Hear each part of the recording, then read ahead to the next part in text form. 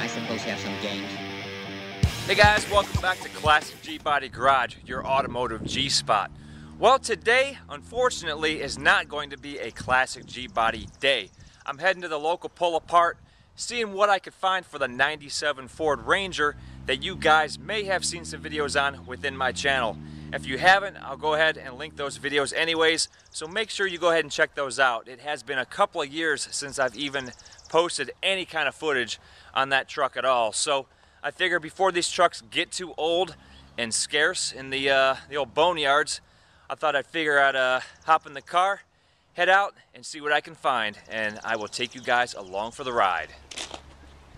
All right, well, I'm at the local pull-apart in the Ford section, looking at a whole lot of rusty Fords, and seeing if I can find myself a 94 through 97 Ranger. Look at that, old Maverick. What year is this one? 74 Maverick. Got some nice taillights on it. Got a couple nice parts. Not as rusty as some of the Fords in here. There's an old Ranger. It's a 98. Alright guys, check this out. I wanted to show you how badly vehicles rust here in northern Ohio. This is a 2000 to 2002, I'd guess, Ford F-150. This is the four-door that had those fiberglass fenders on the back of the bed. And you can see, now that it is all exposed, how badly this thing's rotted. You can see all the framework, and the bed is rotted. The floor of the bed is all rotted. There's the plastic bed liner. Then also check out the rocker panels. Let me open this door up. You can just see everything is just completely gone on this truck. It's only approximately 12 years old. And look at the bed, just holes everywhere. Rocker panels, cab corners, just nothing left. Look at the doors. The bottom of the doors, just huge holes in them. I mean, vehicles around here, they just do not last. Here's the bottom of the fenders, completely gone, rotted through, holes on the bottom. And then check out the core support.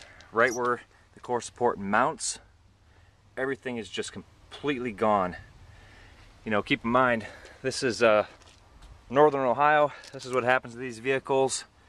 And if this truck is rusted out this bad in look at that, rusted out this bad in just 12 years, approximately 12 years, I would imagine that this thing was rusting out within 7 years of its life. So there's a good idea of what vehicles look like after just 10 or so years in northern Ohio. Okay, so the reason why I'm in the Ford section, I'm getting parts for this Ranger, and the reason why that Ranger needs parts is because if you check out those videos, that Ranger has a set of racing buckets in it, and it used to have 5-point harnesses in it, but someone had taken them out. So what I'm doing is hunting for a 94 through 97 Ranger, and this one is a 98, 1 year off. This is 2000. I need a regular cab, and I need a set of seat belts for that thing. I want to put stock seat belts back in it. And here's a 94, it has gray interior, and someone gutted the seats, and it has seat belts. Here you go. This is the style seat belt I need that has the GM style buckle on it, and it does not have the skinny style. They changed this to the skinny style in 98. So this carpet actually doesn't look half bad either, so I might snag this carpet as well. But it does have the cup holder in the center, and mine has the 5-speed coming out of the center, so I might grab this, I might not. So yeah, this is it. These are the seat belts I need. So let me start pulling these things out. Alright, well, I got the shoulder belts out, both the driver's and passenger sides, but the actual belt, or the bench belt part of it that bolts to the floor here in the center. There was no way in hell to get those out. Those are way too rusted. And we can't bring torches in here. I brought my PB Blaster. Here's the shoulder belt sitting on the ground. Brought my PB Blaster, sprayed them from underneath, but there's no way I'm gonna get those out. And I'm afraid I'm gonna break my bit off. I'll break my bit off trying to get those out. So I definitely want to save my Torx bit, because like I said, those are General Motors style male ends right there. So I'll show you guys that these will buckle right into a GM belt buckle there. And I'm going to try to get those out of a General Motors car. Alright, so I'm finally back from the junkyard. Moby's walking around the yard because it's warm outside, checking things out. And what I wanted to show you guys is the similarity between the Ford seatbelts and the General Motors seatbelts. Like you guys saw, I pulled this set of seatbelts out of a 94 Ford Ranger, and I want to put them in my 97 Ranger. So what I could not get were the female end of the seatbelt that was bolted to the floor. I ended up pulling this piece off of an Explorer, but this piece is actually bolted to the frame of the seat itself. And the seat belts I needed were bolted to the floor of the Ranger. And those Torx bolts that run through the floor of the Ranger, what Ford does is they run the bolt all the way through the floor, and then they also have a cable tie that is threaded, and then that is tied to the frame.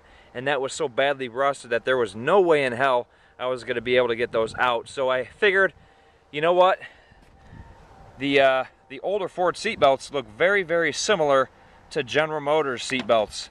So what I figured I would do is get myself a set of GM seatbelts, bucket seat seatbelt similar here, which is found in any G-body with bucket seats. Has the GM buckle right there.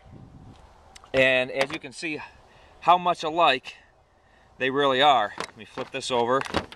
You can see these things are near identical. So just on a whim, I thought I'd show you guys what happens when you stick the male part into the female part, as we all like to do. And there you go. Ford into GM. Love. Just like it was meant to be, right guys? So there you go. You can use the General Motors seatbelt into a Ford seatbelt. So there you have it. My problem is solved. I'll be using the Ford style seatbelts that are meant to go in the Ford Ranger, and figure I can use a G-body bucket seatbelt, bolt that to the floor of the Ranger, and I am off and running. Alright guys, there's your little education, automotive education of the day. And as always, keep on subscribing, keep on posting those comments, and as always, I will talk to you in the next classic G-body video, your automotive G-spot.